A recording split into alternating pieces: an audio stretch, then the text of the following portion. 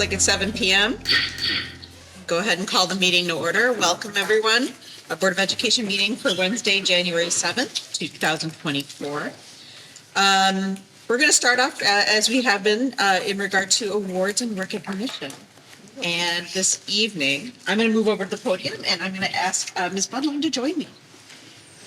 You just go right up and stand at the podium, Yep. Meet me at the podium.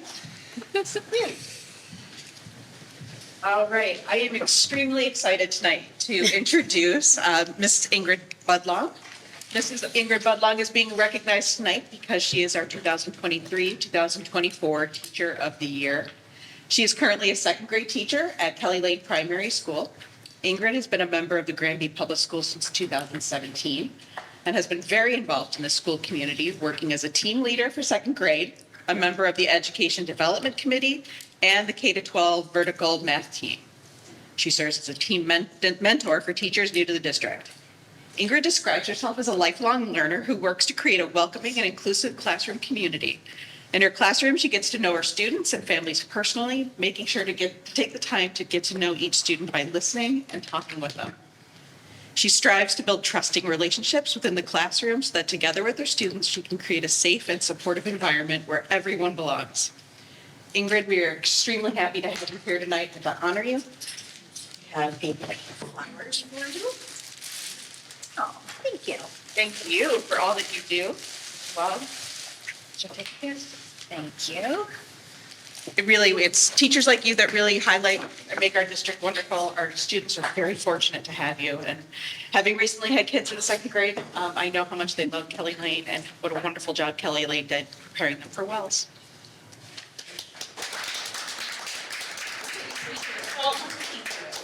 Thank you. I just wanted to say thank you so much. I really appreciate the recognition. This has been a very special year for me. I don't think I've ever felt so celebrated over and over. Like I thought, initially when they said my name at the ceremony, that would kind of be it, but it's really been on, and it's really meant more than I ever imagined.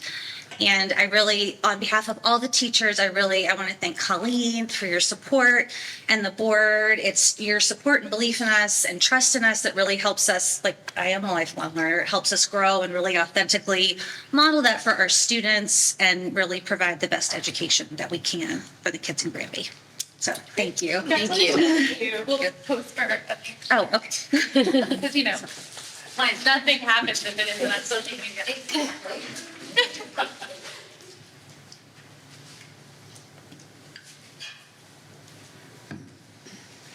Thanks for coming. I appreciate you coming out. Thank you so much. Thank you. Good to see you. Just be careful to icy up there. It is getting a little icy again. It's getting icy again, yeah. Oh, I'm sorry. No, you're good. I was trying to get to the ice. Thank you so much, Mrs. Budlong, for joining us. It was really wonderful seeing you. All right, we're going to move along to our agenda item number 3, which is public comment. Granby community engagement and attendance at Board of Education public meetings is welcomed. The public comment segment of the meeting agenda is set aside so the Board of Ed may receive public comments. Procedurally, public remarks will be limited to about 5 minutes, and citizens will be asked to identify themselves. Because the Board of Education is limited by the Freedom of Information Act to discussing only matters on the agenda, the Board of Education is not permitted to engage in a discussion of the comments presented. As we normally do, we're going to start off with public comment for people who are present in the room tonight, and then we will move on to people who are attending via Zoom. If there's anyone via Zoom that wishes to make any comments, make sure that you enter a comment into the chat so we can make sure that you are in the queue for discussion. Is there anyone in the audience tonight who would like to make public comment?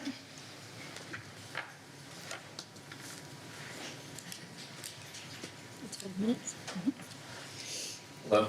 Thank you. Could you please identify yourself? My name is Mike Komarenko. I'm a town resident. Apologize, I haven't had time to really prepare too much. A couple things. I know I brought it to your attention about the FCS class in the middle school. The kids did receive a passing grade for a class that they never took. I don't know how a child's going to receive a grade for a class that wasn't taken, but it was a study hall. I think you're doing a disservice to the children. You're lying to the state, telling them that they're passing classes they're not passing, and the kids are being cheated out of an education that technically we pay for. I'm hearing a child's phone was taken away and searched to look for a video that wasn't ever there, that the middle school principal took the child's phone. Technically, it's not the child's property, it's the parent's property, it's the parent's phone. Why are phones being taken away from children and searched without the parents being notified? I mean, I believe that's a legal issue for them. Once again, kids are still taking breaks to play Minecraft during class, disrupting the class. Certain students are allowed to take breaks whenever they feel the need that they need a break. And it's disruptive to the whole class. And they just don't feel like doing work, so they go on their tablet or school computer and they start playing Minecraft. Which I told my daughter, she has to go on her computer next time this child does it and play Minecraft. If they want to send her to the principal, then we'll have a meeting with the principal. Because it's not fair to her or any other student in the class that this one student gets special privileges in class. He should be removed from class, put in a special room, special teacher, whatever need be, if he needs a break. And from what I'm understanding, there's more than one child that does that. It's not just one individual.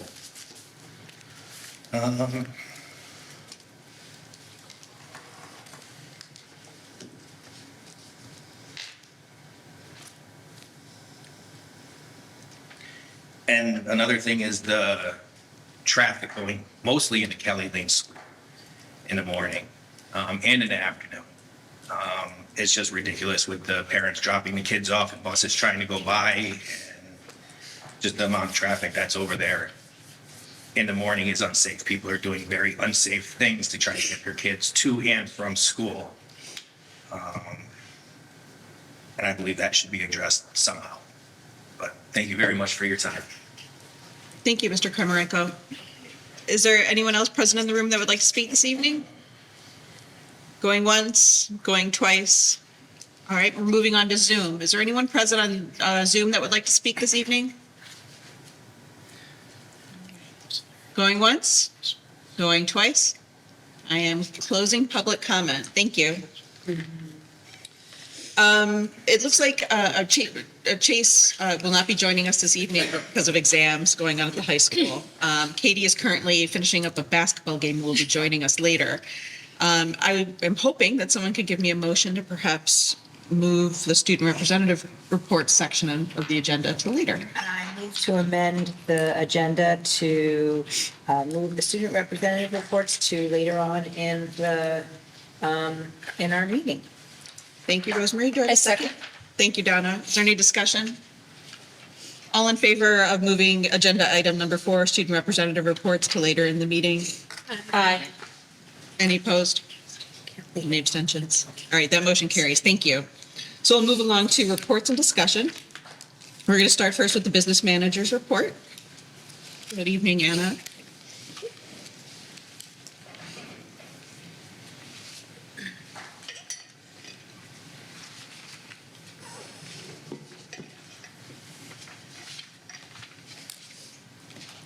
Evening. We are here to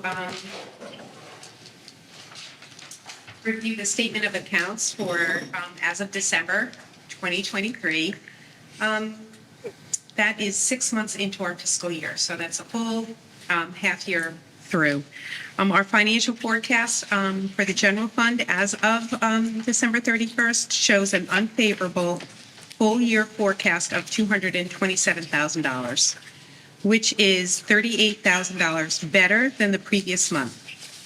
Regular education is projected to be under budget $18,000, which is $93,000 better than the previous month. Salaries and substitute services continue to fluctuate, but the major drivers of the forecast continue to be electricity, and the substitute services. Those two combined, those over budget conditions are getting a little harder to cover each month. So having completed the sixth month of the fiscal year, we are forecasting decreases in spending in a variety of areas to offset the over budget categories. And you can see all those areas in your budget presentation, in your statement of accounts. The special education forecast is over budget $245,000, which is $54,000 worse than the previous month. And again, the main driver of that over budget condition is out of district transportation and out of district tuition. And that is due to the changing needs of our student population. Revenue to the town is projected to be unfavorable, $130,000, which is $43,000 better than the previous month. The contributing factors to the variance, The contributing factors to the variance include special education services billed to other towns, as well as the fluctuation in special education excess cost reimbursement. I need to get it more.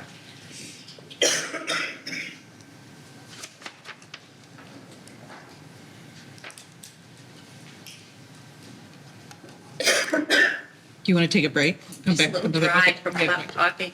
'Tis the season. It is, thank you. So, special education services billed to other towns, and the excess cost reimbursement continue to fluctuate. They will continue to fluctuate because of the changing needs and special education costs. And also our per pupil expenditure increase is scheduled to be released shortly. Again, that is going to change the revenues to the town. This is a little embarrassing, excuse me. No, take your time, please. You can come back. So the forecast for the Quality and Diversity Fund continues to be positive. We have a strong opening balance from the previous year, and the expenses and revenues are holding steady. We had a little bit more tuition in the magnet schools and the As an Untucked program, but we're able to manage that within the fund balance. We are looking, we talked about this in Finance Committee. There is new legislation that was released last year, but we're expected to, thank you, new legislation that was introduced last year. They allowed the sending districts, which is Granby, to cap their spending on magnet school tuition. However, there wasn't a corresponding piece of legislation to fund the magnet schools. So right now we're in a holding pattern, but we're hoping to see some savings in that area. It might not be the full savings we were anticipating, but we are expecting to see some savings. This year, the collective advice from other business managers and also the legislative advisors that we have is just hold steady, don't take any of the deductions, because there's nothing, if they go backwards, it's so much harder to add money to a budget than to take some savings. So we're going to wait there, and you'll see more of that during budget season, more of that discussion. So that was news for Q&D. We continue to be better than budget by $103,000 in that fund, which is very helpful. Okay, that was a lot. Are there any questions on any of those topics? Donna, the Board of Finance, they met tonight regarding these issues? Yes, we met this evening and we reviewed the statement of account and we approved it. We also addressed the fee structures for pay for participation. And in looking at other towns, we decided to maintain the current costs for individual pay to play. And instead, consistent with some of the other local towns, we voted and approved raising the individual cap to $325 per individual and the family cap to $500. But the individual fee per sport is going to remain at the $125. And then we also discussed the custodial fees associated with building use. And a motion was made and approved to increase the custodial fees associated with building rental to $47 an hour for regular custodial hours and $68 an hour for overtime hours. And that was what we discussed this evening. Thank you. Does anyone have any questions for Anna in regard to her report? No. Thank you so much, Anna. We appreciate it. Thank you. All right, moving along to reports and discussion B, where we are at building and maintenance update. We would like to welcome Mr. Shannon Sullivan, the Director of Facilities. He's going to share priorities for upcoming small capital improvements in the district. I'd like to just take by way of course. introduction, Please. first thank Shannon for joining the conversation this evening. At the request of the board, I have been looking into sort of history, timelines, and trying to really understand a depth and breadth of details related to some of the infrastructure improvements that I am proposing in the FY25 budget. So Shannon is an expert in this area, and I think we all agree he does an outstanding job at overseeing the facilities and grounds. And this is a slice of the long list of work that he does. As you saw in my Board of Education update, I have been combing through past documents. And there about 2013, there were some significant grants available because this was just post Sandy Hook. And so at that time, the board did entertain a more meaningful conversation about security upgrades. And those were in fact completed through a grant process. So the grants that became available to us much in way of the needs around Sandy Hook's tragedy, were supported by the Board of Finance with appropriations that allowed for us to do things that are quite visible. The vestibules at the entryways to our schools and some additional security measures to really secure the exterior of our buildings. From that time forward, no substantial projects were brought to the Board of Education.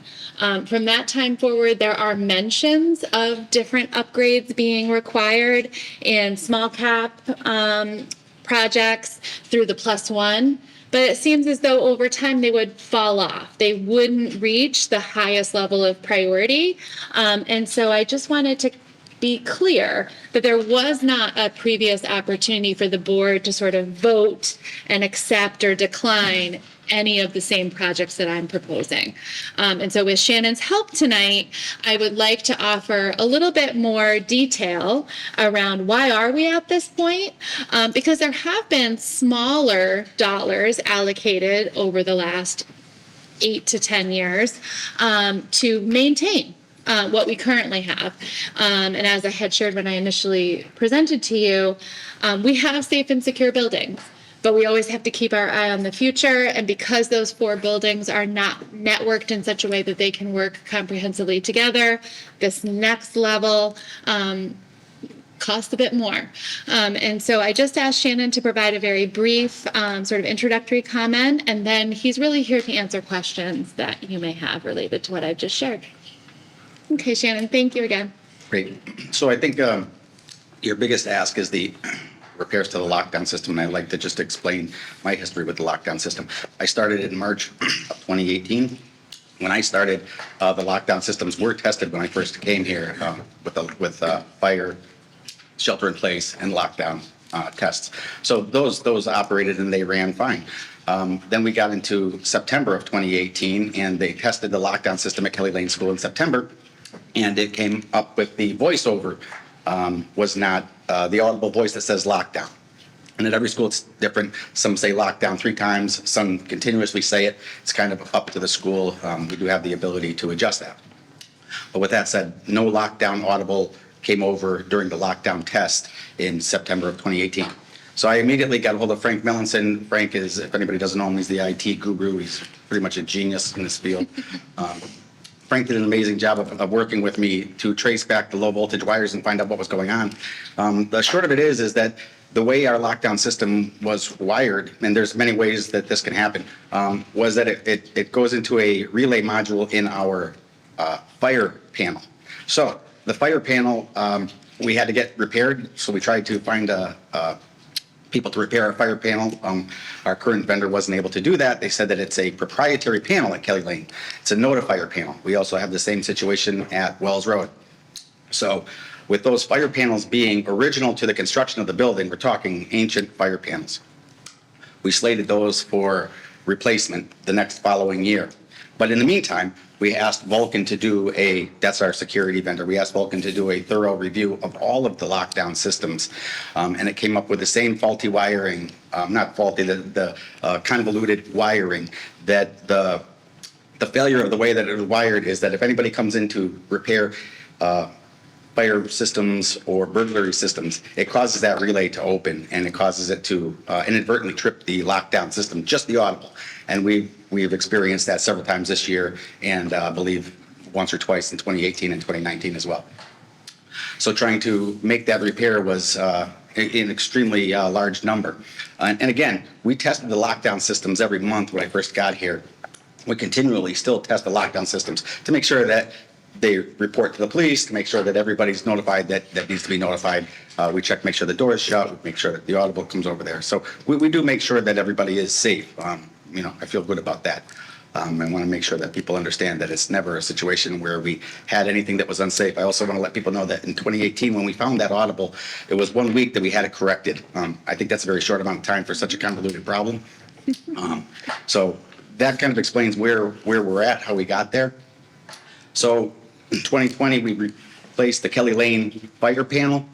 It was $20,200 to do, but because everything had to come up to contemporary professional standards and we had a new fire marshal that came in, Brian Long, at that exact time, and Brian wanted everything brought up to standards that the estimate was not going to do. So it ended up being over $30,000 job, which what that did was I had to talk with Anna, and then we kicked out the Wells Road panel because we didn't have enough money for it. So that's kind of the situation. We've been plugging in panels at every school for replacement in the district. Shannon, that's where we can see historically $20,000 Yes. over a number of years Yes. have been allocated primarily through small cap, if not entirely through small cap, to do these one-off repairs to the different fire panels. So my understanding is, and I just want to amplify this, we've sort of exhausted our ability to do those individual repairs because we've been doing that now for a number of years. And that's really what's getting us to where we are today. Is that accurate? Very accurate, yes. Thank you. Okay.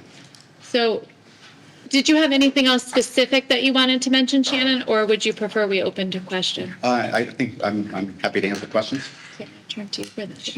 Just I'm going to go ahead and open it to the board for questions. Does anybody have any questions? Yes, Shannon, I was just, I wonder, so in doing these repairs or modifications, is this something that can be done in a staged process? Or does it all have to be all done at once? I think stage process is the way to go.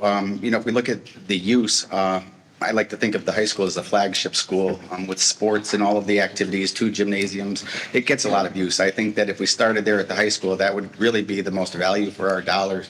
At least that's what I would advocate for, is to start there. It's going to be the biggest expense as well, most sprawling building that we have. And so the nature of running wires is just costly with labor. So that would be my suggestion. That would be a way to start. Thank you. I'm going to ask a quick question. I don't know, Shannon, if you want to punt, maybe somebody else can get me an answer to this, but my question is if this keeps tripping, how disruptive is this to the classroom? So it's not, right? It's tripping when we have people come in to repair this. And again, all these people are licensed, so they all know what they're doing, but it's so convoluted, the way that these systems were put in back in 2013 or whatever, that there wasn't a blueprint, so to speak, to follow on how it was wired. So when people come in, they're trying to adjust things to figure out what's wrong. And unfortunately, it always causes that to trip. But what we've done is make sure that we don't have any repairs or any service unless it's crucial until after 3:30. There could be a time where we don't have that luxury. And that's where I think it's really important that this project is sitting before you now. If I could piggyback on that, what Shannon just shared was the result of two significant trips in the fall where we evacuated the high school into the pouring rain. We did not know that it was a false alarm related to the fire panel. And secondary, we did go into a false lockdown drill of similar nature. We communicated all of this to families immediately. It was handled really top notch by our high school administration. But the reality was we did not know that it was a false alarm. We believed we were going into a real lockdown, and it was an outstanding opportunity to test our process, but it did disrupt the learning environment, and Shannon and his team immediately responded to communicate out that we would not be doing any repairs unless they were emergent in nature until after the afternoon. So the answer is yes, it was disruptive, and we've worked very collaboratively to ensure that it doesn't happen again. And that's not going to be something that we can consistently uphold given some of the needs of the system for more frequent maintenance. Okay, thank you. I'm sorry, I'll open it back up. Shannon, I have a question, and I don't want you to go into detail in terms of the level of security, because I know we need to keep the specific information private Understood. to keep our schools safe. But if we do this project in phases, can we still take it, will we still, I'm not saying this well, but can we holistically address all the issues with each school? To answer your question, yeah, we can. So for what it's worth, Kelly Lane is all set. We've rewired that. We've also put in the panel there. So Kelly Lane is good. Looking at the other schools now, again, the lockdown systems do work. So, it's not something that, we're unsafe now. We're not. We test them regularly. We are safe. But I think that with the amount of money that we're talking for the district, I think that it makes sense to start at the high school and kind of take it in stages. Otherwise, it's just going to be such a number, I fear. Okay. One of the, Go ahead. did I understand that an important criteria is for the 4 schools to be able to talk to each other? Is that part of the? No. So what happens, the schools talk to each other in so much as that our IT department has it set up with the program so that if there is a shelter in place or if there's a lockdown, it'll automatically text every administrator in every school.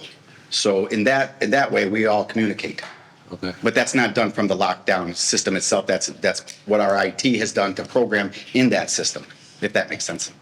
I got you. And with the lockdown system, are we talking about locking down individual classrooms or just the exterior of the building? So in a lockdown system. That's what we want to be a little careful about. Sure. Yeah, I can talk with you offline. Okay. Yeah. Good.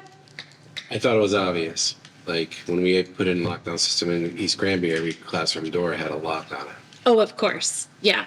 But there are systematic ways that you have lots of options for, as an example, the first floor only, first floor and second floor, building 1, building 2. There's a lot of different intricate decisions that would be made internally that I would not want to broadcast externally. But I think your question is more about, are we looking at improvements of the locking of individual doors as well as the system itself? And the answer is yes. Very excitedly, yes. That's yeah. And that is a brand new element in working with our Granby Police Department and walking through our buildings with them and understanding the needs and the approaches to getting into secure classrooms.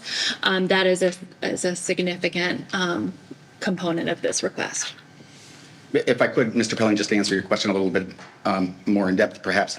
There's at least 5 different ways to lock a classroom, lock there's plenty of options with a lockdown system. And what we've done with our stakeholders in the town and some teacher representatives, some principals, we've looked at the best practices to do that. What meets everybody's safety, what meets their ability to teach, and really educate without being affected as much as it is now. So we've to Sherry's point, we've made a really good opportunity here that I'm excited about to look at bettering every school that we have out there. And I'm pretty excited about this because I think it'll do that job real well. Liz, did you have a question? I did. Is replacing the fire panels the only electrical piece of updating the lockdown systems, or is there more to it besides just Much more to it than that. Yeah, and again, with my previous statement, there's at least 5 different ways that they could wire it through a burglary panel, security panel, or a fire panel. There's a lot, a PA voiceover. There's a lot of ways that these things can be wired, but no, that's not the only wire, electrical component. So when we budget for those upgrades, it's not only the fire panels, but there's a Correct. lot more electrical work Correct. that has to. Part of what I want to say with the fire panels too is it's not just the lockdown system. Our fire panels are old, they're obsolete. You can't get people to work on them anymore. Plus, if we want to upgrade, right, which we might want to add things later on or soon, we don't have that ability now because we're at capacity. So with new panels, we'll be increased capacity for other things. One other thing really quickly that we did add, this board did vote to approve with our lockdown system, we did add blue light strobes that were never here. So we do have that as a kind of a visual cue for people that happen on a school, let them know that the school's in distress. We never had that before. That was we've made incremental, I think, improvements along the way.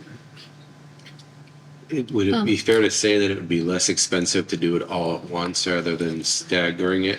Yes, I do think that would be true, yes. So 1.8 million this year or 2 million over the next You're 4 right. years? Yes, that's Something like that. Correct. And we're waiting for those exact numbers. We are working very closely, a lot of documentation today. We are very close to having exact numbers. Those are estimates at this point. And that's one of our considerations, right?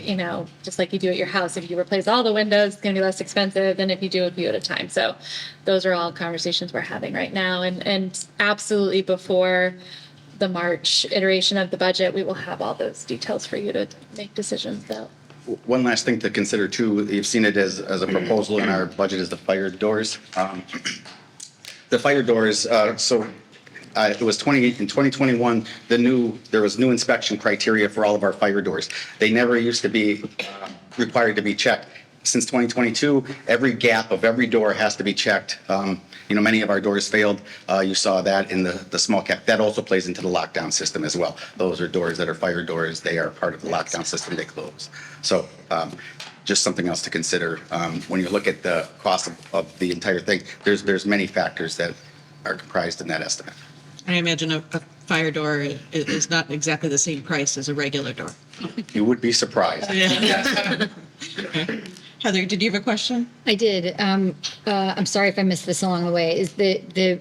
Are there significant costs incurred when we have to have crews in to come and repair when the system trips, or every time the system needs to be looked at? Yes, there are. Or at night, if they have to work later. If they have to come So in our second part of the day? alarm company said they didn't like that they said we work first shift. We understand you don't want us to work first shift. So then if you want us to come second shift, we'll have to pay for that. So unfortunately, it does come into those sorts of things, yes. And those are unanticipated costs and so. Good question. Do you have additional questions? Okay, if any additional questions do come, we meet very regularly on this topic, so please just forward them along and I'm happy to. Shannon, thank you so much for making time in your evening to come. I appreciate.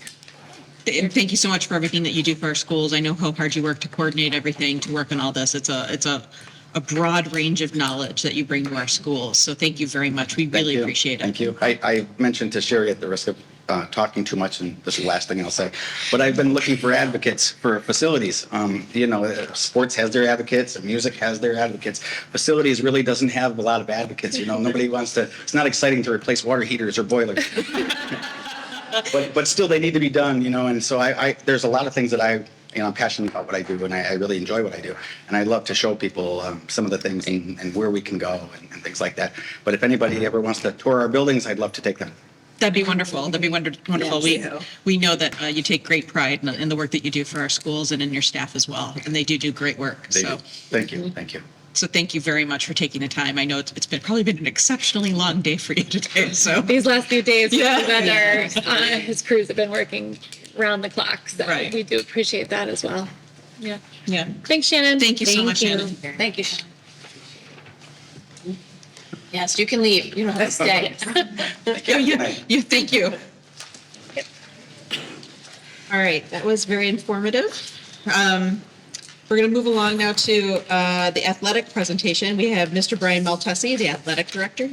Yes, we have the PowerPoint and it'll be up. And yes, oh, you're Yes. coming all the way up. I want Katie to go before me. Oh, thank you. Yes. You want to, Katie? Sure. We moved an agenda item, so we'll go ahead and and move our student representative reports to now as Katie has joined us. But before you start, you know what information you have to provide. How did the game go? We did get the W.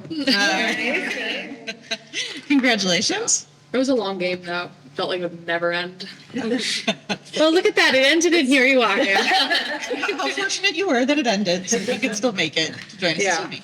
So starting with sports, boys basketball, they're currently 4-6, which is a little rough, but their next game is Thursday against Farmington at home, 6:45, and then another Friday against Coventry at 7, also at home. Girls basketball is now 8-3. Next game is tomorrow at Coventry at 6. Wrestling has their next meet actually tonight at 7, home against Stafford. They lost. Oh. I don't know. I can never tell on the website if they win or lose.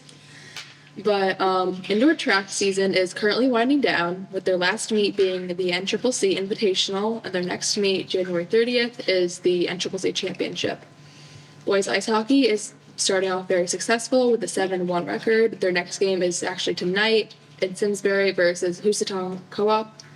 Girls ice hockey is 5-5. The next game is Friday at Simsbury against Woodstock Academy. And with the coming of the new year comes testing that we love as students. Yes, midterms have kind of come upon us again, only pushed back one day because of the snow. And with the midterms, National Honor Society members have hosted and ran tutoring sessions for specific classes for underclassmen over Google Meets. And they have been very successful so far.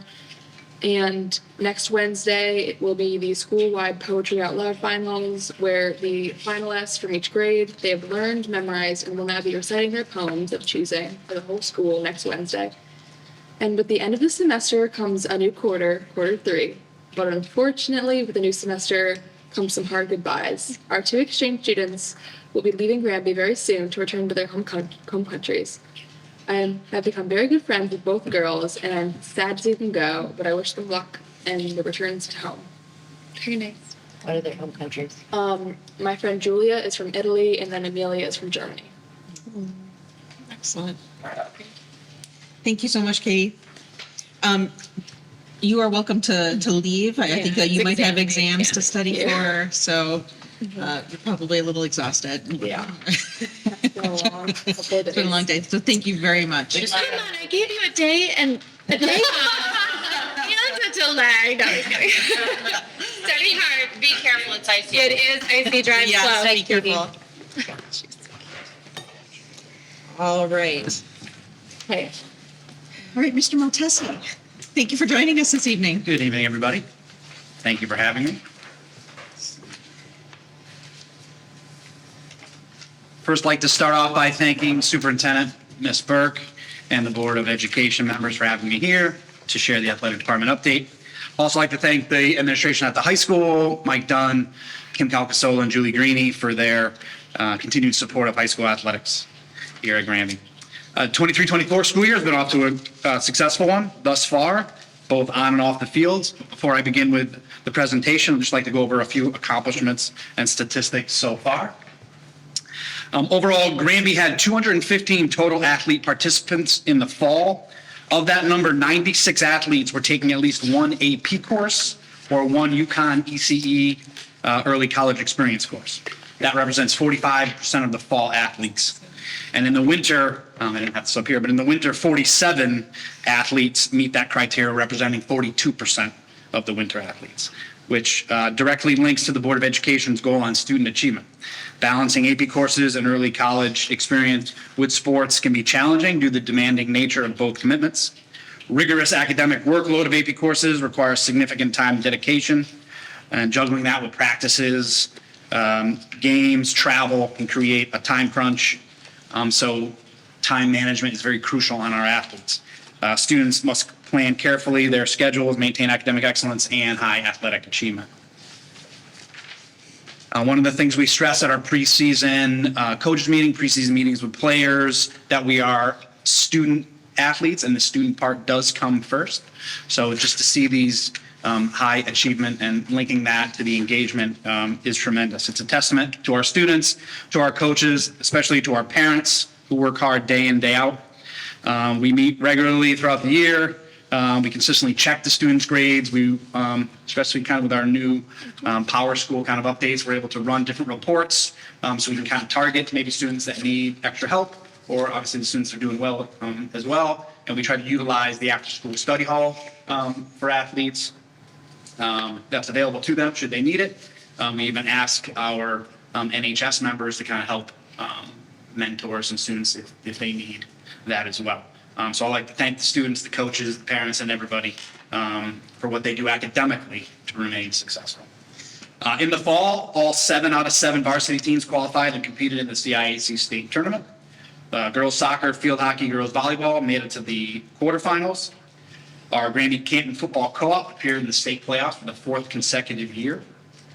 Overall, our varsity teams were combined 84, 42, and 3, which is a .662 winning percentage, including our tournament play.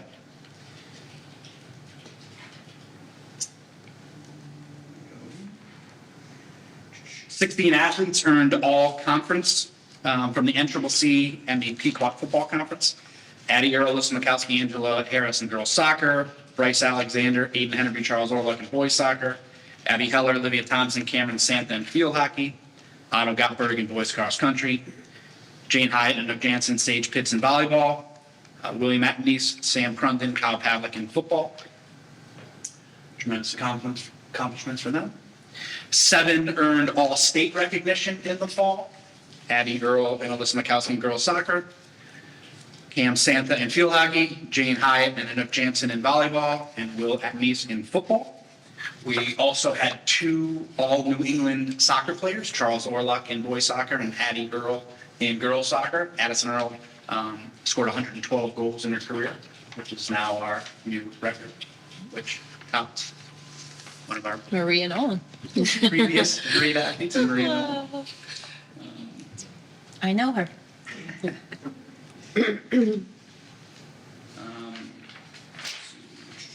And to date, we have 7 Granby Memorial Bears seniors who have announced that they'll be furthering their education and playing a sport in college. And they are Addison Earl, Alyssa Bornaro, and Jansen, Charles Orlock, Iris Rooney, Robert Anderson, and Tim May. Congratulations to them. We welcome any future Granby Senior Bears that make that decision to let us know so that they can be recognized for that tremendous accomplishment. And then finally, in terms of some accomplishments, just over a week ago in Stafford, Granby senior girls basketball player Alyssa Bordenaro eclipsed the 1,000-point mark for her career in girls basketball.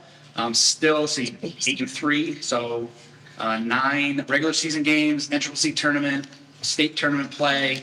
She has her sights set on the school record, which currently is held by Julia Mazzata.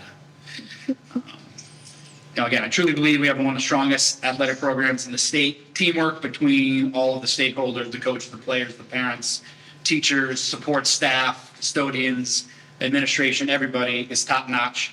And they all play an important role in the development of our students. We strive on a daily basis to touch upon our core values of not only involvement, which we're big on here, but integrity, perseverance, and respect. So we try to touch upon all of those. And thanks to Katie for a great update. We're off to a great, strong winter start. They do an excellent job of keeping the board updated on our achievements.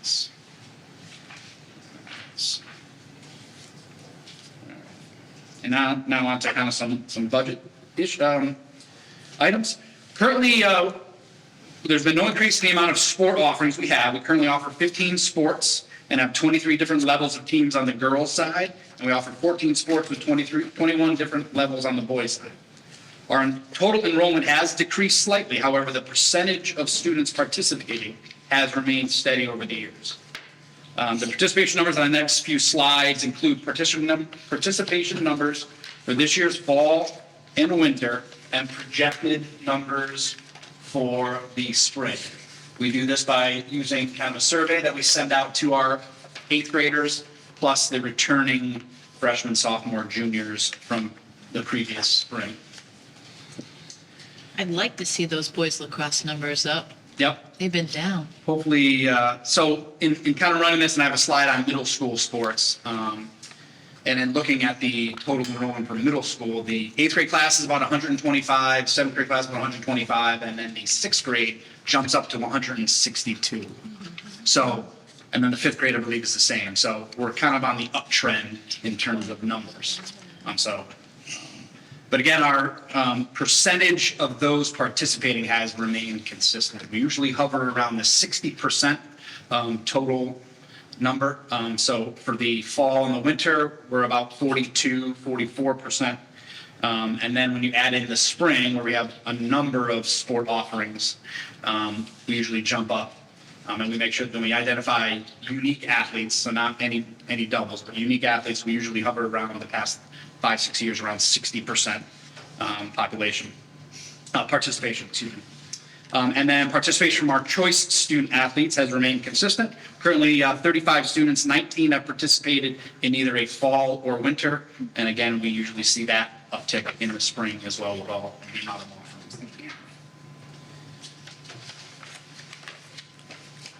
And again, here's our projections using a survey that we send out to the 8th graders and then returning players from the seasons.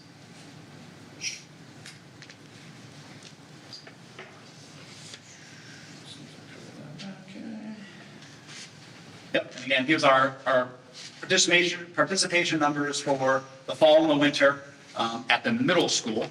So we have roughly 152 that have done a type of intramural or interscholastic sport offering at the middle school. So 152 out of 392 enrolled is about 39% involvement. And I just want to say a big thank you to Dean Godin and Melissa Lauber for helping me out with all that. Again, we are hopeful that as our overall enrollment increases, some of those numbers will increase as well.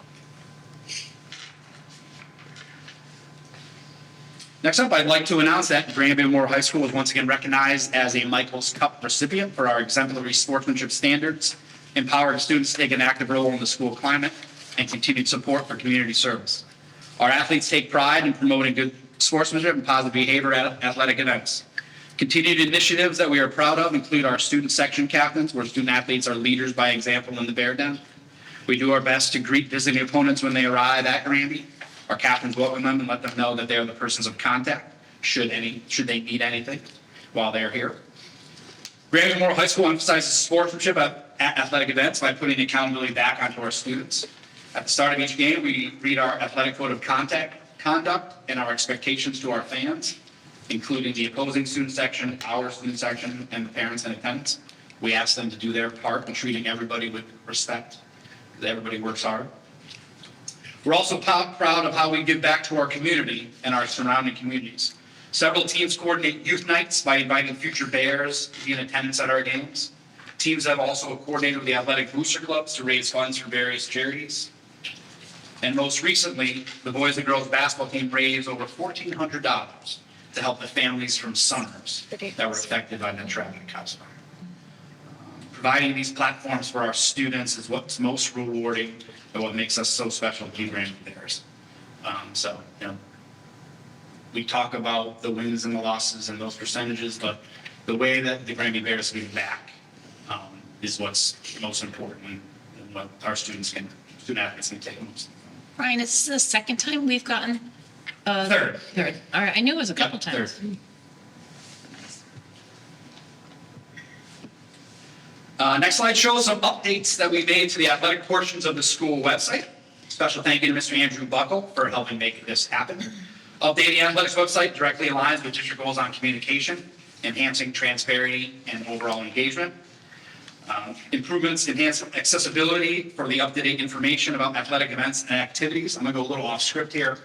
Katie made that little comment about tough to read the schedule. So the CIAC, for those that have been on it, has jumped platforms. And it's no longer their traditional CIAC. It's now what's called Fusion Sports. Yes. So the person that used to do all of the schedules and all that stuff has retired, and now they've kind of pivoted to this. And they went and jumped and kind of put that into motion without kind of letting anybody know. So sometimes if you click on it, you can't find things that you want. So I'm doing my best to navigate myself should anybody have questions. But I think what we have here, just trying to make it a little more user-friendly, add some more pictures of our bears. Just, again, making it more user-friendly.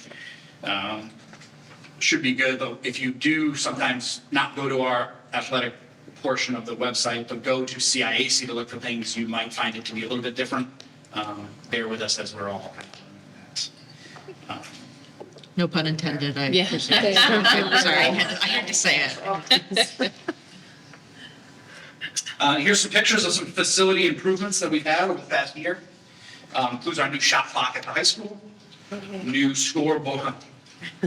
If you have a couple hours, I could give you some stories on the shot clock, which has been a real pain, but we have it, and we're obviously doing well. Both teams, so we're proud of that. New scoreboards at the middle school, the ones that we had, kind of similar to what Shannon had talked about, things being outdated. We couldn't get the bulbs anymore, so this was a tremendous need for us here. So now we can actually read the score, read the time. So those look great up in the middle school. Yearly updates to our weight room equipment, and then the new team bench shelters on the safety field. So I'm very proud of our facilities here, and thank you. Overall recommendations for the next fiscal year budget is to continue with the field improvements in the lower pit and the baseball soccer field. I'd like to publicly thank Facilities Director, Mr. Shannon Sullivan, Lead Maintainer Dale Knissen, for everything they do for the athletic department throughout the year. Special quick thank you to Joe and Jeff outside, and Juan, Craig, Gavin, all the staff inside for all of their help. Sometimes things break, things don't get put out, schedule changes, and they are a snap of a finger, a quick phone call, ready to help us. And without them, a lot of the things we do wouldn't happen. So special thank you to them. Back out to the outside, in terms of for next fiscal year, this past season, the facility department was able to get the irrigation up and running. That combined with the fertilization overseeding are going to help tremendously with the grass and make for a better playing surface in the lower pit field and up in the baseball grass soccer field. But that's not a one-year kind of need. It's an ongoing thing, enhancement that we're going to need. So we're asking that we continue with that process. And as you previously heard from Ms. Burke, we're advocating for an additional building and grounds support staff, and that person will be solely responsible for maintaining the outside fields on campus. We do our best to keep the increases in the athletics budget to contractual increases only, dues and fees, coach and stipends, and transportation, those things. But one area that just want to be aware of is the rising cost of transportation. The Granby transportation, who is our, during the school bus, and most of our athletic charters does the best to do it, but sometimes we have to go outside of Prep Granby, and we use companies such as First Student. And the contractual cost of those are a little bit different than in Granby. So you may see some increases in the overall budget of transportation. Next is the funding for our track. I know Ms. Burgess had some conversations with you about the current issues in the northeast corner of the track. We have been able to patch the dip.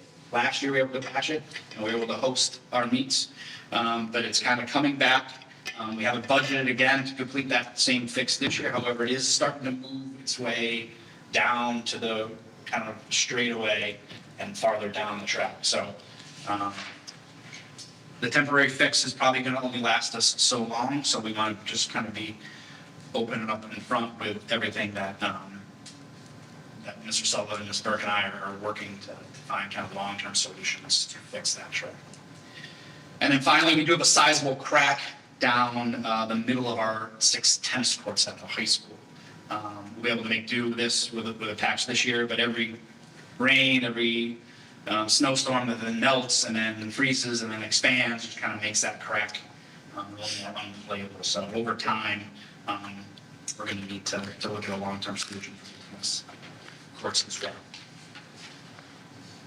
And with that, I want to thank you once again from every Granby Bear for everything you do to help provide a rewarding and enriching experience for all of them. And I will now open it up to any questions. Thank you so much for your presentation. I really appreciate this. In particular, I just want to say thank you for your focus on community service and sportsmanship and making sure that our kids are as well-rounded as possible and giving back to the community as well. That really means a lot. Yep. So thank you, and thank you for continuing to be an example. And we truly believe that first helps carry over and good things happen because of that. That's fantastic. Thank you. Yep. I know that takes commitment to get all that done, so. Open up to the board for questions. Rosemary? Thank you for your presentation. I have a couple of questions. The first is I think an easier question and it has to do with facilities. You were talking about the track repair.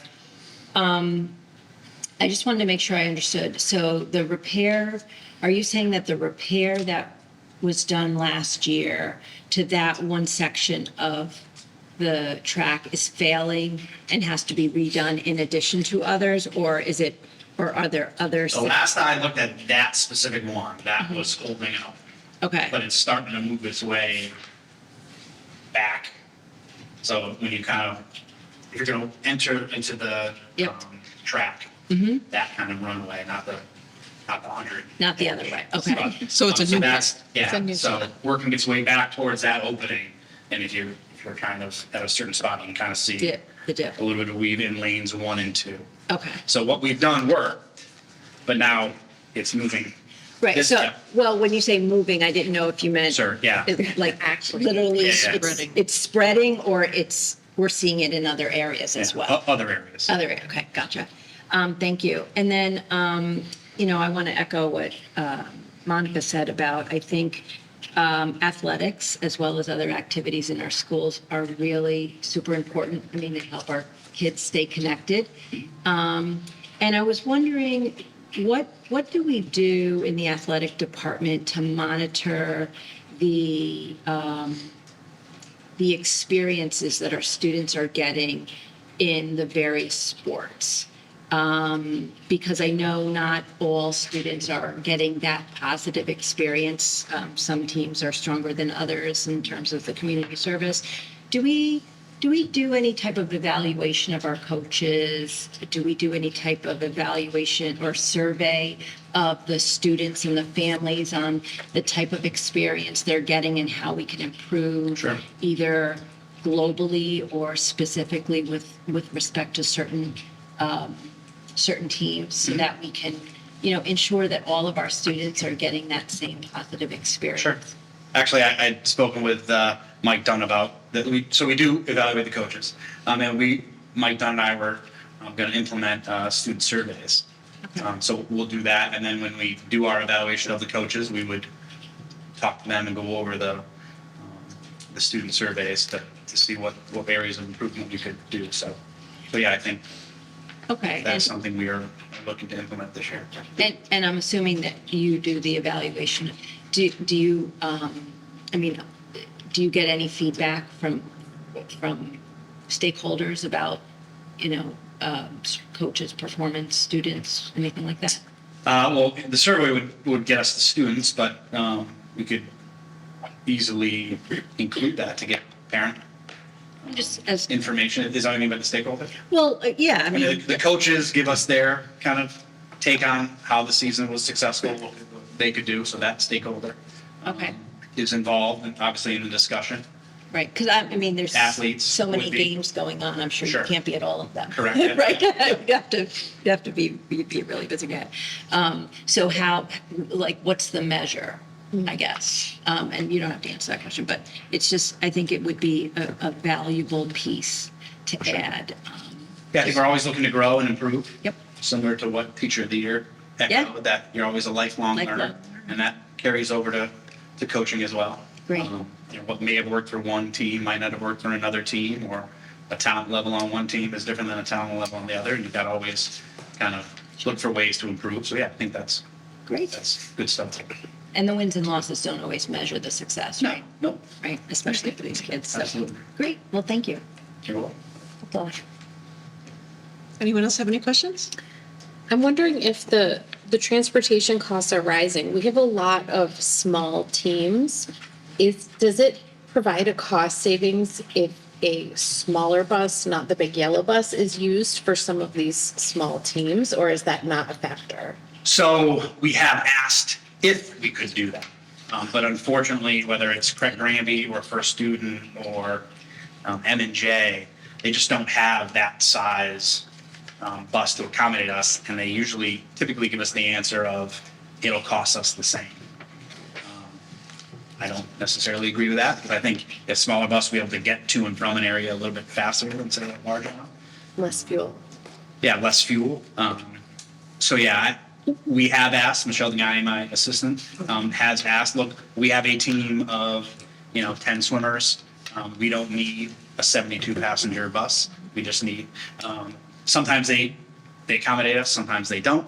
I know our transportation for the hockey team, which sometimes gets combined with the swim team. Hockey team is at the ISCC, swim team gets dropped off at the Y. We combine those two to try to double up. And then typically like a varsity team and a JV team, sometimes the same sport will go on the same one. Sometimes it would be two different sports. So like in baseball, the varsity baseball team and the JV softball team travel together, and then the varsity softball and the JV baseball. So there's a couple things we do to try to combine different things. If we know we're going to Suffield and then on to East Windsor, we might try to do some combinations of things. So yeah, we try to look into those things, knowing that there are shortages and what can we do to help minimize the cost, but also minimize maybe travel too. Try to host more home non-conference type things. So yeah, we're always kind of looking for ways to try to minimize cost. It sounds like a lot of logistics and planning. It is. It's tricky, and then sometimes we'll have First Student pick us up at 2:30, 2:25 sometimes, and then have Granby pick them up if it's a local. So Michelle has 18 different spreadsheets going on of who's going to this, and then if it's First Student that's picking us up, they typically are doing an elementary run somewhere. If it's in Coventry, they might be doing an elementary run in East Hartford or Manchester, and they have to wait till that run's done to then go and pick up our students, say in Coventry, because there's no way that the Granby transportation can finish their school run at 4:30, then drive an hour to Coventry. So unfortunately, there are times where our teams kind of have to sit 5 minutes, 10 minutes, 20 minutes. We're just kind of at their mercy. So yeah, it is a lot of logistics. We do our best to, first thing in the morning, we're sending emails verifying what our trips are for the day, who's picking up, who's not picking up, which one's a drop only, which one's a return. So that's a good portion of our morning, trying to do all that logistics stuff. Yeah, that's a heavy lift. Yeah, and then throw an early dismissal in there.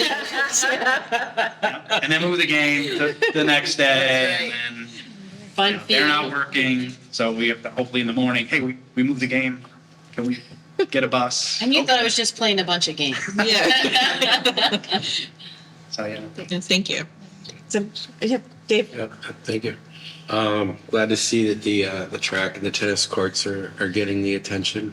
And I see that there's a plan to improve groundskeeping for the baseball and softball fields going forward, but that wouldn't go into effect until next year. Is there a plan for this year to sort of? Well, we have the fertilization and the overseeding.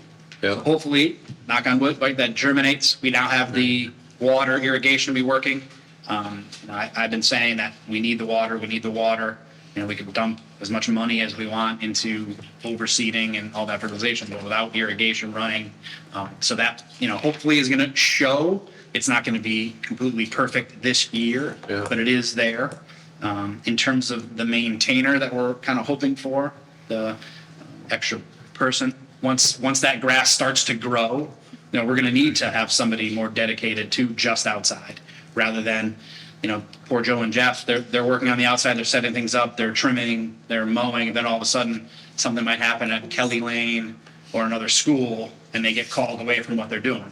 They make sure that the game's playable or what they have to do, but then they're off doing something else, where if we just had somebody dedicated solely to outside at the high school, and maybe they went to another school to work on outside stuff as well, that would be a tremendous help. But, again, once this fertilization and grass starts to take off and actually grow, and it's not weeds, we're definitely gonna need that, or else we won't be able to keep up with. Are they also responsible for the infields for baseball and softball Yep. and like turning over the dirt and all Yep. that kind of stuff that needs to happen on a So we regular put a basis? work order in to try to turn that over in October, in November, before the ground freezes. Sometimes they're able to do it. Sometimes work orders pile up at other schools and they're just unable to go do it.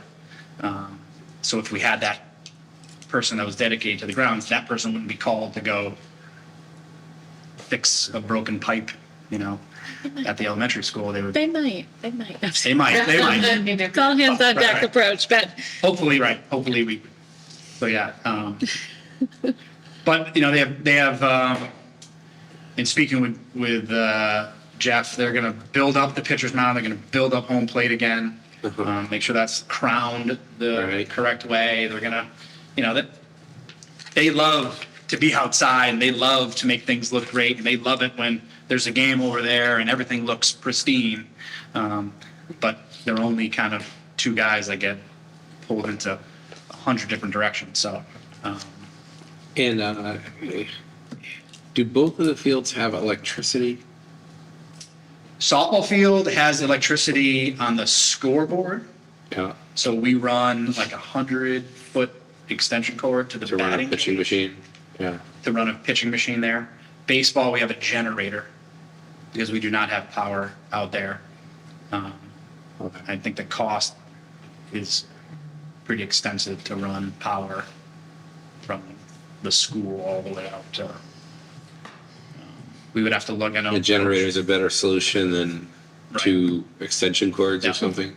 Yeah. Yeah, I mean, it would probably, I don't think two would work. yeah. It's a good distance from where the nearest Right, outlet right. is, Yeah. kind of near the ecology. Has there been Center. any consideration for moving the fence in at any point? That would affect the soccer field, using the soccer field we could look into getting a portable fence. I know the one that's in the softball, that's a 220, I believe, distance around, is around $10,000. So baseball would be probably between 20,000 to 25,000 to put a portable fence there. A portable one? That we would have to take down. We have to put up similar to softball, because softball field gets used for field hockey in the fall. The baseball field gets used for soccer in the fall, so we couldn't leave a permanent.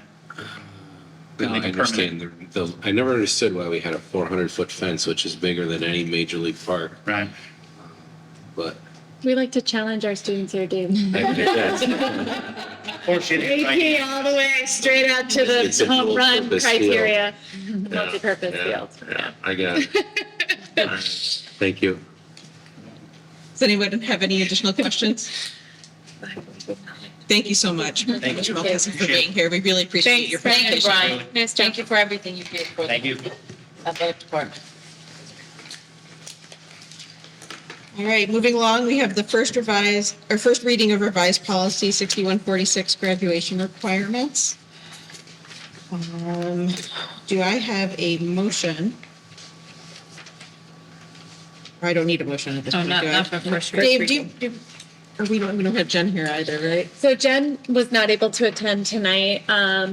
These were discussed at the curriculum committee, and I can certainly help to answer questions, though I'm not as well versed as Jen Parsons. That'd be great. But this policy was based on legislative requirements. And we have adopted the CABE recommended policy. So it's bare bones as far Yeah, I as think what was the- expected of us. There was one change, the It was the requirement of prerequisite. finance. And that's getting moved into sort of like the general elective requirement. It's Correct. not a social studies requirement like some people are doing, Correct. which is good. Correct. We didn't want to take away from any of our other established programs, but Dave's correct. As the state shifts around legislative expectations for graduation requirements, school districts are challenged, especially smaller districts. We're challenged to find that appropriate balance. Requirements are always well intended, I believe, yet with every requirement, that's one less option or choice for students. And so we wanted to mitigate that by having it be a general expectation. Does anyone have any additional questions in regard to? I just had a comment about, it says graduation from our public school implies. I don't like the word implies. So it includes, The very first sentence, graduation from our public schools implies it shouldn't be implicit, it should be explicit. explicit. Okay. Or requires. Requires. I like that word. Yeah. Not requires, requires. Graduation from public schools requires that students satisfactorily completed the prescribed courses. Yeah. I would say requires, yeah.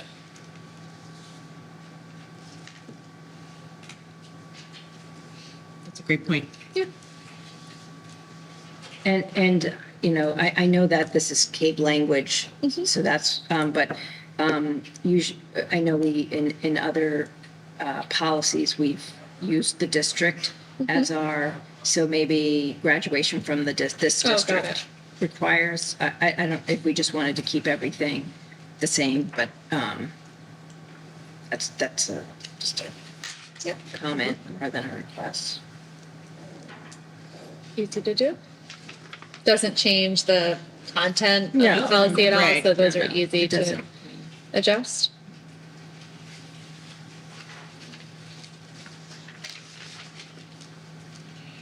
Okay, is there any additional questions or comments?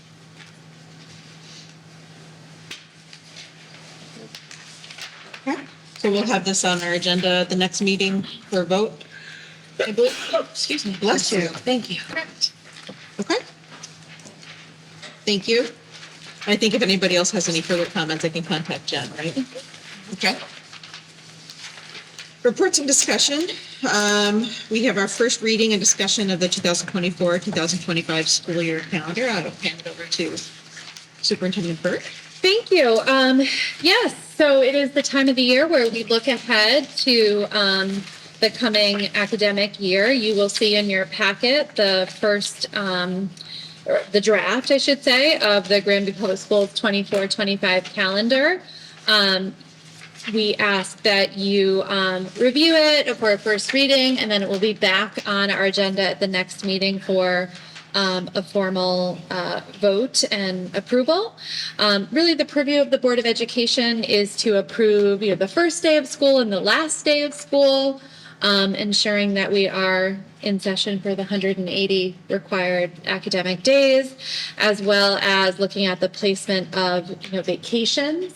The school district team looks carefully at professional learning and other types of placements, such as curriculum nights and conferences and those sorts of things. There is one item that I would like to note. I am proposing in this calendar an additional early release day for secondary level conferences. We heard from a number of parents this fall, particularly sixth grade families who were new to the middle school, with some disappointment and concern that they were not able to have in-person parent-teacher conferences or via Zoom, whichever their preference, with each of their child's teachers. I, as a new superintendent, was surprised to learn that that were the case. it's a parent's choice to attend conferences, and I do recognize, particularly at the high school level, every minute of this additional early release may not be utilized for a parent meeting. However, given the feedback that I received from parents through both the communication plan process as well as parents that reached out directly to Ms. Tanis and myself, we felt strongly that if parents want to meet with all teachers that their child comes into interaction with throughout their school day, they should have that opportunity. And so by adding an additional half day, it does not impact our contract. Teachers will still be doing the one evening, which is a part of their negotiated contract, but I am proposing an additional early release to capture some additional hours for parent-teacher conferences at the secondary level. And would the early release is only at the secondary level, or? Yes, for that, I'm only adding one half day to the early release. We already have three early, thank you, Colleen. We already have 3 early release days for parent-teacher conferences at the elementary level. So I understand the mindset. We do a great job at communicating through Power School and the grade portal, and teachers are always available via email or a phone conversation. And so as children get older, they advocate more for themselves. Perhaps the thinking was that we needed less carved out time for parent-teacher conferences. I think in our current state of education and struggles that many of our children and families are having, the opportunity to have a couple extra hours won't hurt.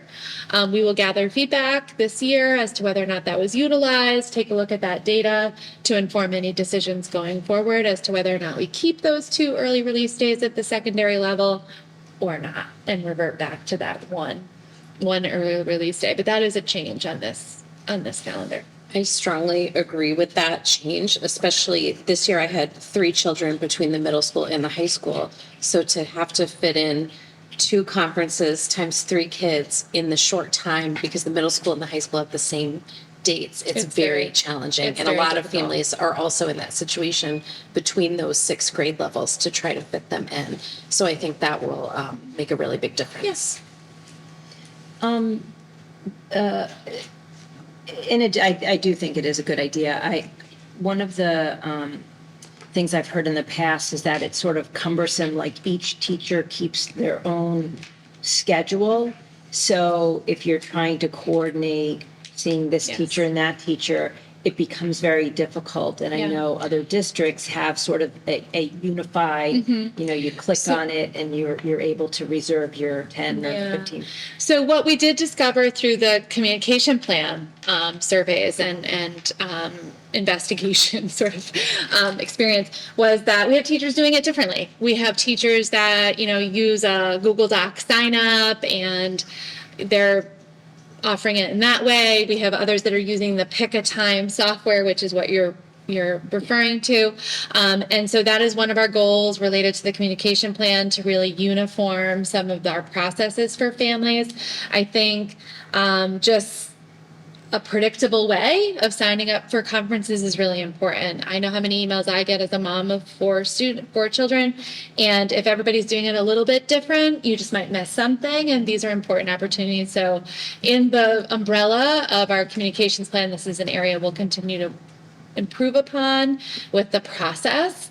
And as it relates to the calendar, I feel strongly that having just one additional early release may help. In my experience, the Pick a Time software was pretty easy to function, even having to navigate multiple schools and multiple teachers, multiple grades. The color-coded system, it works. I just want to make a point to say our teachers go above and beyond, and many of the reasons that I heard from teachers that they might use like a Google Doc or something is because frankly, they're willing to meet beyond their contractual obligations. And so that would allow them to sort of say, I know you work at a certain time, you can come in at 7 a.m.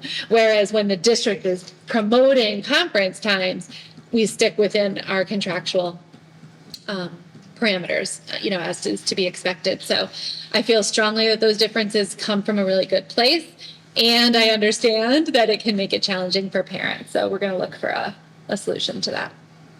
Thank you. All right. Does anyone else have any additional questions in regard to the calendar? I'm wondering about the August 22nd start. That feels early to me, but I don't know historically in the district if that. So August 22nd for 22nd, teachers. yes, August 22nd is the professional learning. So you see that we have 3 full-day professional learning opportunities for staff prior to the first day of school for students, which would be that Tuesday, August 27th. You know, and there's a lot of conversation around sort of the creep into August, right? This is in sync with neighboring districts. It isn't as early as we were this past year, which I think felt even a little earlier. But yes, given where Labor Day falls, we go 1 week prior, and that's where it gets us for those 3 contractual days. And those first couple days of school for students, 27th and 28th, are half days or early release days, and that helps a lot with warm temperatures typically, as you might recall we had this year, and also allows for students to sort of, everybody eases in to the start. You might also notice that we have a couple of one additional holiday in that September-October range, and that's due to the fact that our Jewish holidays that are observed through our district calendar, sometimes they fall on the weekend, sometimes they fall on a school day. So you'll see that there's a couple of holidays in the fall, and for that reason, we moved a PD day that would historically be meeting in late September, early October, and we just want to balance that out for families and for student instruction. So we've, yeah. So if you notice other things as you look, or if you want to compare it to this year's calendar, I did bring some copies that you can take with you to be able to compare. I'm happy to receive any emails if you have further suggestions or questions. All right, if there's any additional questions, let Superintendent Burke know, and we will see this again. Yep. All right, business requiring action. Do I have a motion in regard to the minutes from the last meeting? I move that the Granby Board of Education approve the minutes from the January 3rd, 2024 Board of Education meeting. Thank you, Donna. Is there a second? I'll second. Was that Heather or Dave? Dave. Okay. Dave, thank you. Is there any discussion? All in favor? Aye. Any opposed? Any abstentions? All right, the motion carries. Thank you. Next discussion is the graduation date. Do I have a motion in regard to the graduation date? I move that the Granby Board of Education approve the 2024 graduation date for Friday, June 7th, 2024, with a rain date on Monday, June 10th, 2024, held indoors if it rains, as recommended by the Superintendent of Schools. Do I have a second? I'll second. Is there any discussion?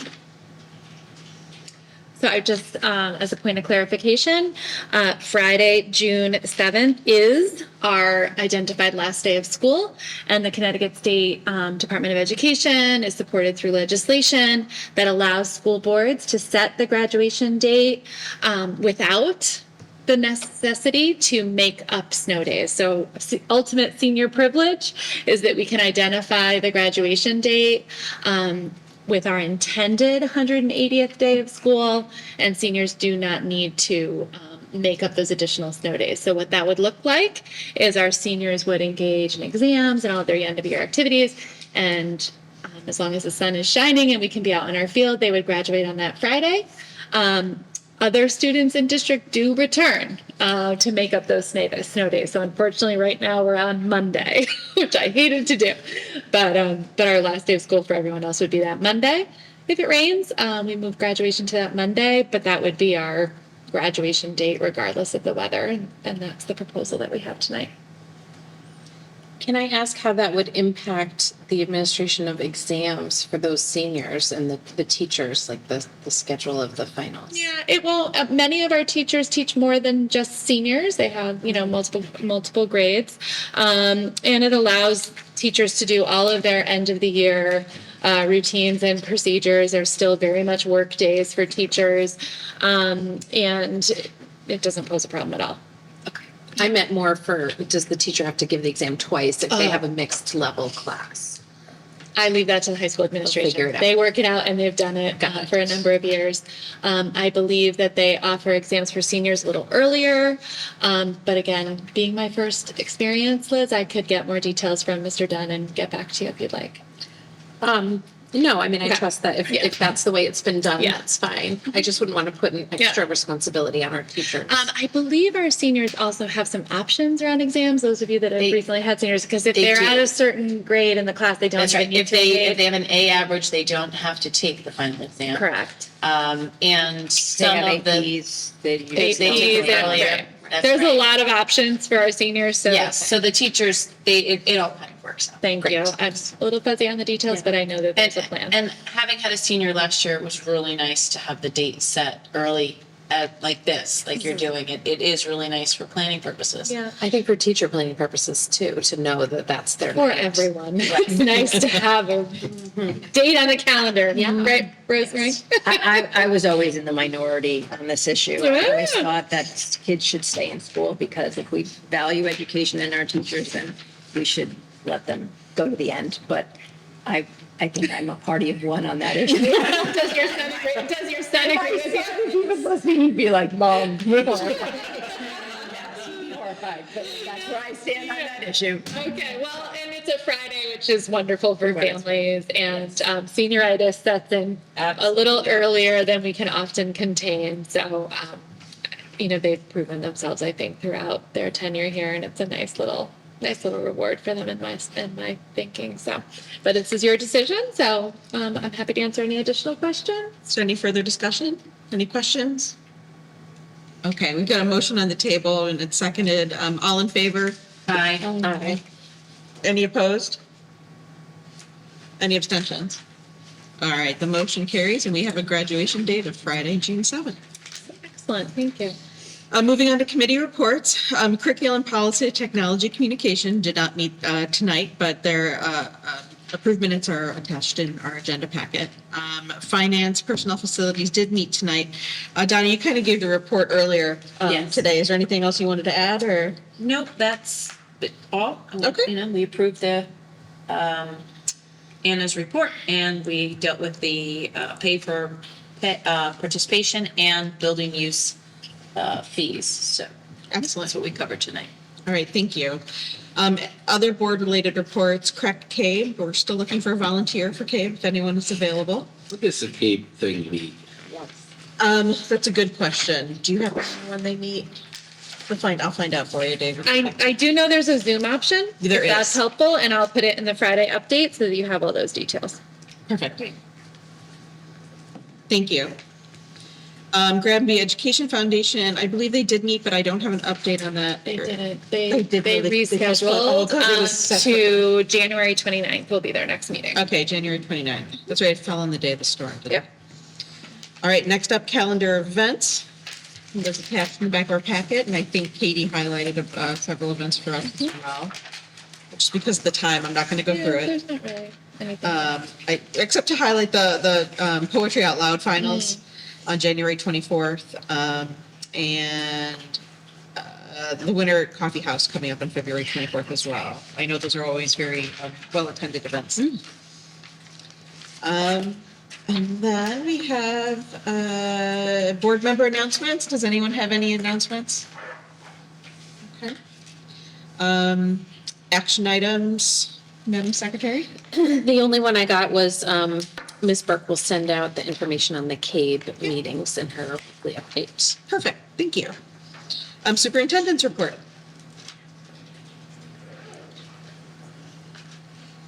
Superintendent's report, sorry. yes. So first, thank you to the members of the board and Chairperson Monica Logan for your presentation to the three-board meeting last evening. It's really wonderful to serve in a community that works collaboratively across the town and the school district. So we are now awaiting the final budget guidelines from the Board of Finance, and want to remind anyone that may be tuning in that we will be presenting on March 6th the superintendent's proposed budget. I did just submit an article to the Granby Drummer for the February edition, and that is highlighting some of the budget updates as well as dates and times for budget workshops, opportunities for the community to engage in the budget process. I will be holding a superintendent's community forum on Thursday, February 22nd via Zoom in the morning from 9 to 10 a.m. And that will review the FY25 budget as well. I also just want to give a note of gratitude to parents and community members for your patience with the weather-related calls. It is always a challenge. And, when winter showed up, it really showed up. So we've had the icy conditions, and I appreciate everyone's support and collaboration. We have just moved the finish line a little bit. Our last day of school is currently Monday, June 10th. The middle school concert was held last week, which was awesome and well attended. We also had middle school strings students recently perform at Meadowbrook. And I think that those are the kinds of things we really want to highlight, because it's so wonderful to have our young people going across those generational lines to support our community members. So that's really great. And we did also have a very successful early childhood council at Kelly Lane School last week. I think all of the area preschools were represented. They had tours of our kindergarten classrooms, and we engaged in some really meaningful dialogue about the kindergarten age change. And really the result of that conversation was, let's do this more. And so a huge thank you to Angela Aaronworth and Colleen Baba and Jen Parsons for helping to facilitate that. It was very well received by the community. And then just a reminder for the board that the CREC Legislative Breakfast will be held on Thursday morning, February 15th. From 8:30 to 10 a.m. At the state capitol. And if you are able to attend, please let Linda know. Our next meeting is on February 7th. February 7th. I know, already. can you believe? February. Thank you so much, Superintendent Burke. Just real quickly, I know at this point I'm talking to no one really but us. But I just wanted to say what was really great about tonight's meeting is that we were able to have a variety of our staff present on multiple levels. So we're fortunate to have our Teacher of the Year present. On top of that, we had Brian Maltesi, our athletic director, and then Sharon Sullivan, our director of facilities. And it really represents an eclectic array of a demonstration of the talent and commitment that we have within Granby. So it was wonderful to see their presentations tonight and see the number of participants it takes to keep our schools running smoothly and effectively. So many thanks to all of them, and thanks to Superintendent Burke and Anna and Heather in regard to putting together the presentation yesterday. Thank you. Well done. All right. That being said, do I have a motion to adjourn? So moved. Second? Any discussion? All in favor? What's to discuss about adjournment? You never know.